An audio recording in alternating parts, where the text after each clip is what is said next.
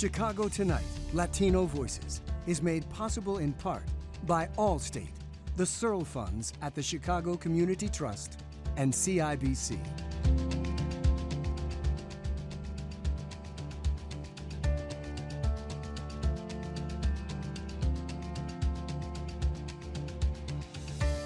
Good evening y bienvenidos to Chicago Tonight Latino Voices. I'm Alex Hernandez of Univision Chicago Primera Hora, which airs every weekday morning at 5 and 6. Thank you for sharing part of your weekend with us. On the show tonight, Chicago Public School students head back to the classrooms this month. We talk with the district's interim CEO and an official from the health department about returning to school as COVID cases rise. Meanwhile, some city teenagers try to soak up the last few days of summer by learning what it takes to camp in the great outdoors. A throwback to the legacy of Mexican artist Jesus Torres at the Carl Street Studios in Old Town.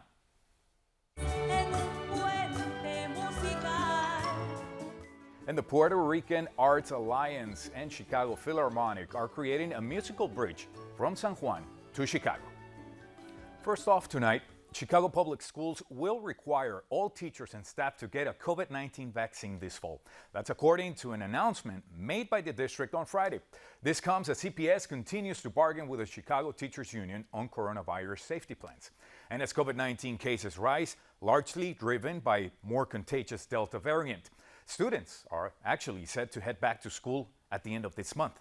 Joining us to discuss the district's plans for the upcoming school year are Jose Torres, interim CEO of Chicago Public Schools, and Dr. Geraldine Luna, medical director of the Chicago Department of Public Health. Thank you both for being here. Mr. Torres, I want to start with you. This is your first time on Chicago Tonight since taking the position.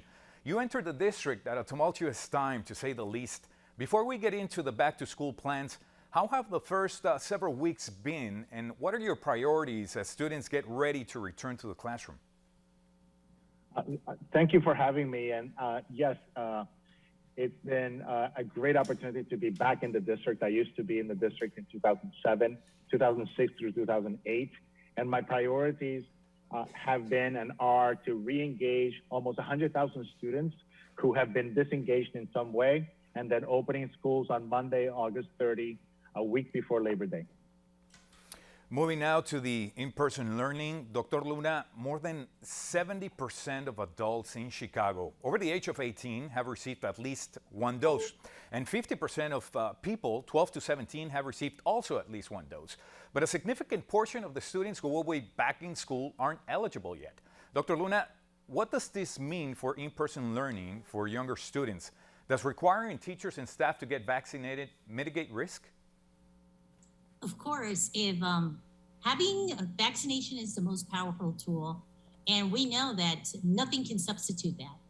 However, in addition to that, the way it's going to look like, and I know Dr. Torres can tell us a little bit more about that, but we're highly recommending the safety measures that they are already taking place in CPS, which is to continue using masks. Universal masking is so important more than ever. We know that vaccinated individuals can spread the Delta variant, COVID-19 as well. So universal masking to protect those that are not eligible still to get the vaccine, distancing, social distancing within, the permissible environment of school, and also screening, COVID testing, screening, and making sure that nobody with symptoms go into the school environment or the school as it is. And another thing is that our testing, COVID-19 testing, will be amply available to everyone to get tested. And I'm sure, and it has been proven already, that in-person school is superior to anything else. And we have had this model in other schools, and CPS is implementing what we completely stand by and guarantee that it will be effective in our children so we can safely send them back to in-person school. Well, speaking of the tests and the vaccines, the Chicago Teachers Union and CPS remain, as you know, in negotiations about the reopening. Actually, CTU President Jesse Sharkey said the vaccine mandate doesn't go far enough. Here's a clip. Let's listen. It doesn't go far enough because a lot of other people in school buildings, students especially. I mean, we're talking about there's a vaccine that's available for students that are age 12 and older. Among Black students in Chicago, for example, only 12% of those students are vaccinated. Mr. Torres, is a vaccine mandate for students in the district's future? And will CPAs, what will they do to help increase vaccination among students? No, that's a great question. You know, we have all the mitigation efforts that Dr. Luna mentioned, in addition to universal masking, hand washing, testing, 3 feet distance whenever possible, additional ventilation efforts. All those things were in place before the vaccine was possible, and we were able to have in-person schooling. So now that we have more people vaccinated, it only adds to it.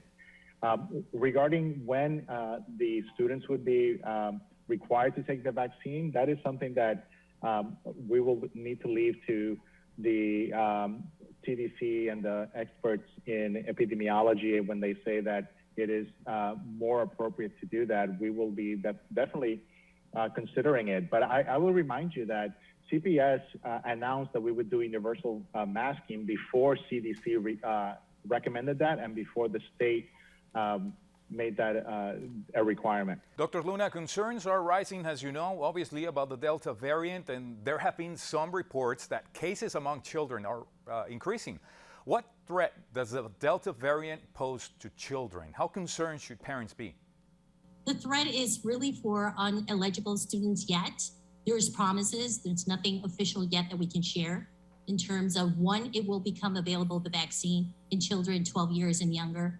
But we do highly, highly encourage, and this is an effort, an incredible effort that we're doing with CPS alongside and other community members and stakeholders to try to promote, incentivize vaccination. We even have the at-home vaccination, which we go there to your home. No question asked, nothing, no ID, no documents, anything that poses a threat to undocumented or other vulnerable population, just to make sure they're vaccinated. There is an abundance of vaccines. So really, really, we tell our people, our family, familia, por favor, family, please vaccinate your children. This is an act of love. Protecting our children to go back safely to their classes is the best gift that you can give in 2021 to our children.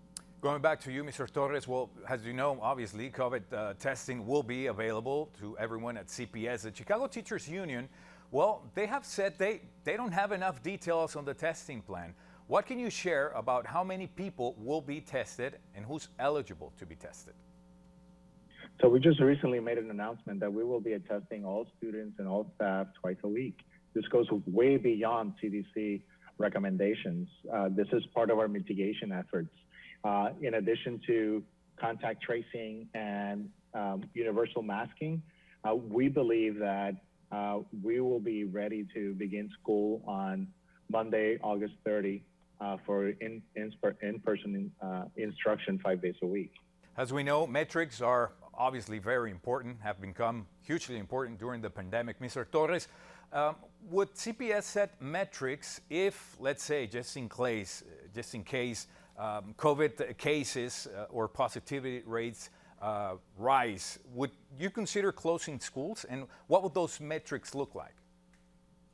Well, we'll be working very closely with CDPH. The reality is that we had some metrics in the spring that are no longer valid because now we have more vaccine is widely available and people are vaccinated. So the metrics will change a little bit. I don't have them presently, but we will have sort of guidelines, and the state has given us guidelines, and it's really at the discretion of the CEO when you quarantine a classroom, multiple classrooms, a school, and obviously the district. My hope, though, is that given the mitigation factors of universal masking, hand washing, 3 feet social distance where possible, and all the other things that we have put in place, that we'll be able to not only start the school year on Monday, August 30, but continue to have a vibrant,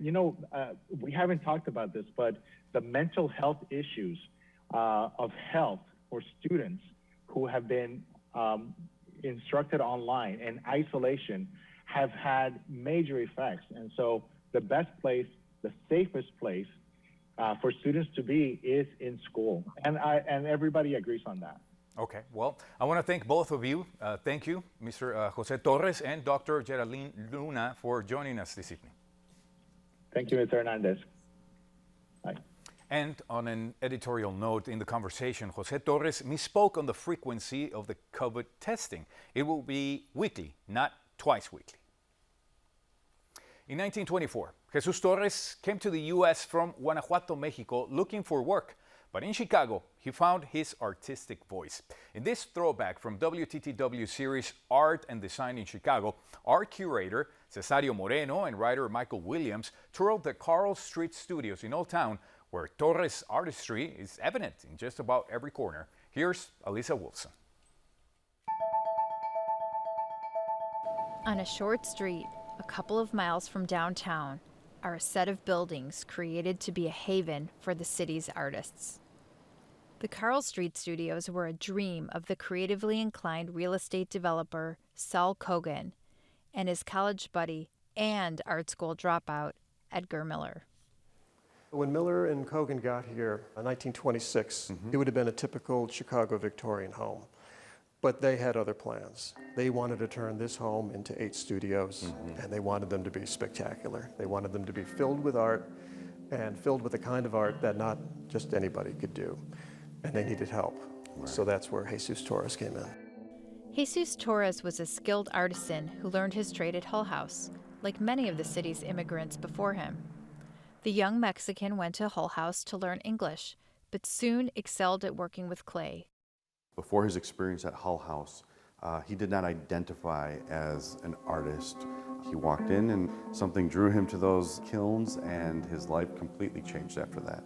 The beauty of the Hull House programs is that they understood people need to continue to evolve the human spirit.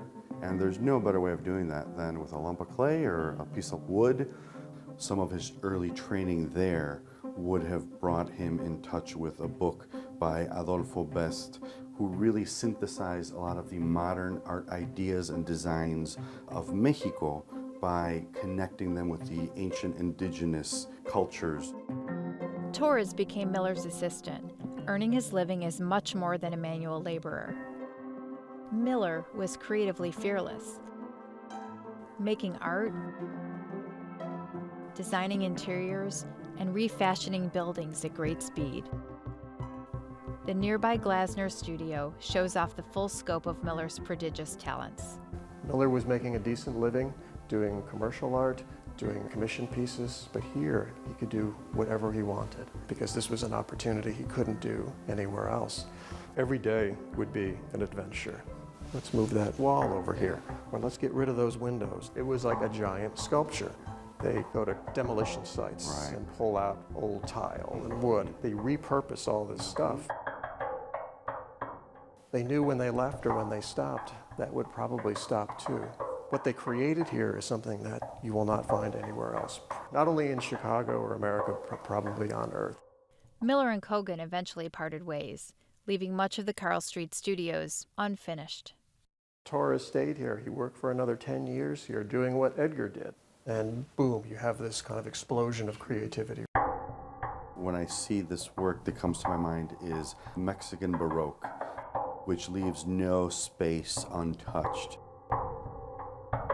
Torres eventually opened his own studio. He sold pottery and jewelry, lectured at the Art Institute, and designed Mexican-themed interiors for rail cars on the Rock Island Southern Pacific Railway. Much of Torres' work is lost to time, but at the Carl Street Studios, evidence of his hand is visible at every turn. In Mexico, they have a term called rascuache, and it's the bringing together and repurposing materials, ideas, design. This may actually be sort of a preview to what was coming in our city. Waves of Mexican immigrants that would eventually transform the neighborhoods. Jesus Torres was one of the early pioneers of our community. You can actually watch more of the Art and Design in Chicago series on our website. Up next, a new collaboration gives a musical taste of Puerto Rico.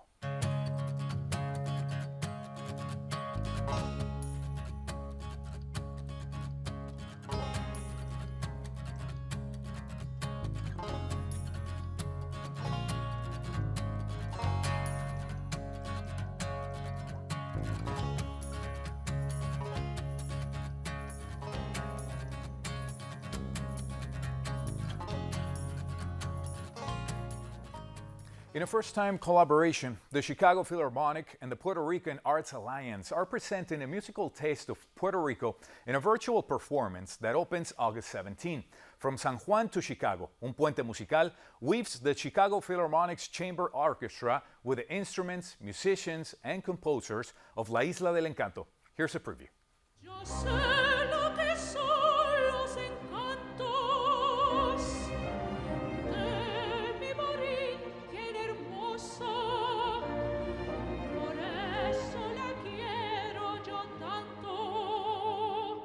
Por siempre la llamaré preciosa.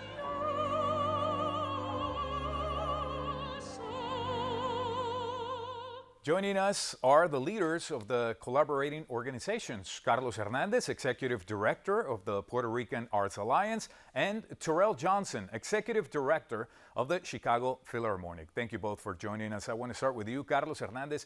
The performance is titled From San Juan to Chicago, Un Puente Musical. In what ways do you consider this performance is a bridge? Oh, in so many ways, thank you for inviting us here. Number one is we are doing a bridge here with the Chicago Philharmonic. This is a special project for us. We're doing a bridge here by taking our folks that are unfamiliar with Puerto Rican folk and popular music and putting it out there to hopefully a broader audience. So this is great. We have some artists that we have invited from Puerto Rico, and they themselves are engaging with us. So we have plenty of Puente Musical here. So yeah. Not to mention Tito Puente, right? But I mean, it reminds us of that famous artist, obviously. Terrell, I want to go back to you. A virtual performance is the safest option for music lovers right now. Are you hoping the virtual format will also help introduce new audiences to Puerto Rican music? Absolutely. I think one of the benefits of being able to perform virtually is being able to cast a wider net and reach larger audiences. This is actually the Philharmonic's second collaboration virtually, and we were so excited with the first one to be able to reach several different continents, hundreds of cities. But we're really hoping to have the same reach this time and to just engage new audiences with this great collaboration with the Puerto Rican Arts Alliance with San Juan to Chicago. So yes, I think one of the greatest advantages of being able to perform virtually is to be able to have a larger reach and to be able to just champion great music and to bring it to as many homes as possible.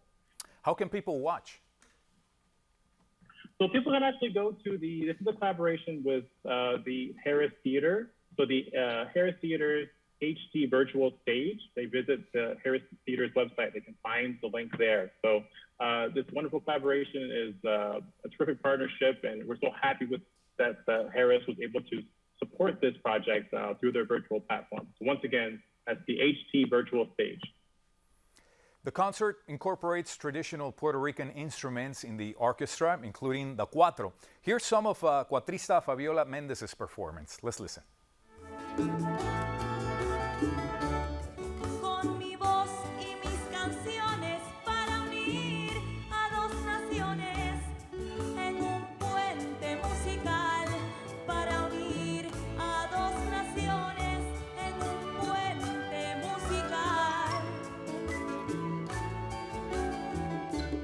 Carlos, was it a challenge working with a chamber orchestra for this music? No, I think it was a great opportunity for us to bring together two organizations that really had a yearning to collaborate. So I have to say that first. But I also want to say, we just saw that clip about Un Puente Musical, that folk music. I wanted to sort of get into that this is a journey of music, of traditional music from Puerto Rico from the late 19th century, from danza to bolero music. So we've selected a repertoire of a classic and emblematic music from Puerto Rico. So having an organization like the Chicago Philharmonic and Orchestra that understands that made it very easy for us to work with them. Our music, Puerto Rican music, has European music from Spain, indigenous sounds from Tainos and obviously also the African influence. So we have that kind of cross-cultural understanding with the Chicago Philharmonic We as well. definitely can't miss that. We have very limited time, but I want to get back to you, Terrell. What was the collaboration like from the Philharmonic's perspective? Were the musicians excited to learn about these instruments and music? We have less than a minute. Yes, I think the musicians were thrilled. I mean, collaboration is at the heart of the Chicago Philharmonic, and I think it's also at the heart of the art ecosystem of Chicago. So to be able to, play terrific folk music and kind of enhance it with Maestro Pabon, we had a wonderful collaboration with him, and was essential in the process of the artistic process for the collaboration, from selecting the pieces to enhancing them for our chamber orchestra. So yeah, I think it was really enriching for our musicians to just be exposed to terrific music from Puerto Rico and to have an opportunity to work with unique instrumentation as well with the ensemble in particular. So yes, they were thrilled for this collaboration. Great experience.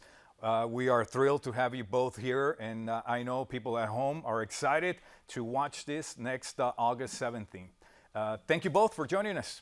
Thank you. Thank you. It's been a pleasure. Thanks again to Carlos Hernandez and Terrell Johnson. Again, from San Juan to Puerto Rico, Un Puente Musical opens virtually on August 17th. You can find more details on how to see it on our website. Up next, bringing the camping experience to a group of city teenagers at a local park. Stay with us.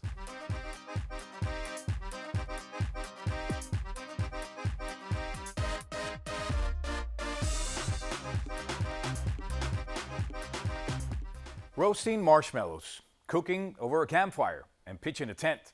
They all sound fun, right? Well, a group of teenagers is learning just that at one of the city's parks. Chicago Tonight's Joanna Hernandez heads to the Lincoln Park neighborhood to learn more about the program. It's a hot summer day at Oz Park.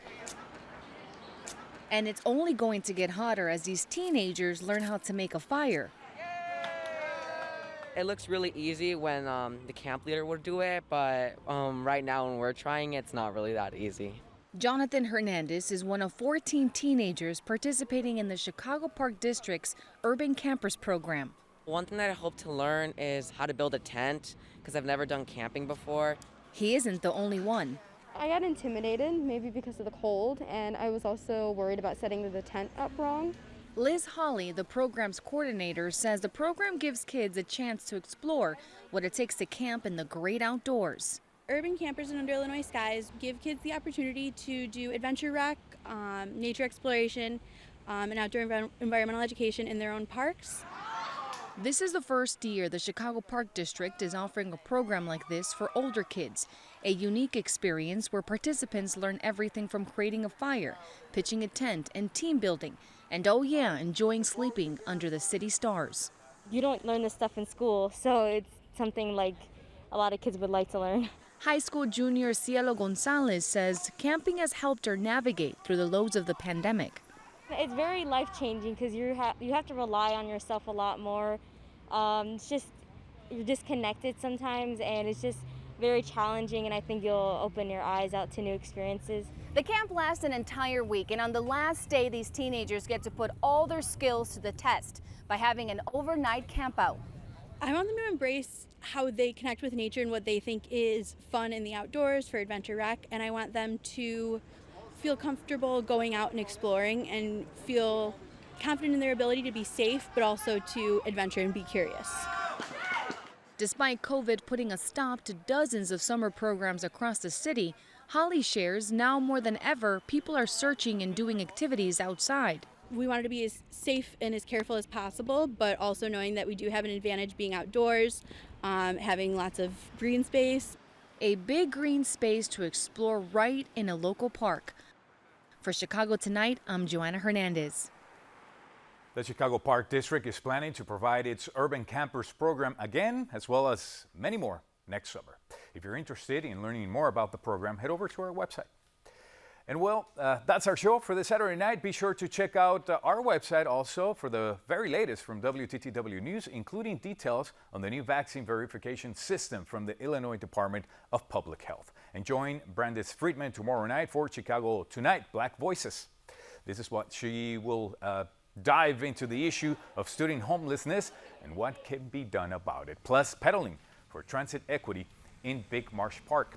And don't forget to tune in to Primera Hora on Univision Chicago every weekday morning. I'll be waiting for you. Next week on Latino Voices, I'll be back here in the host chair. Now, for all of us here at Chicago Tonight, Latino Voices, I'm Alex Hernandez. Thank you for sharing part of your weekend with us. Buenas noches.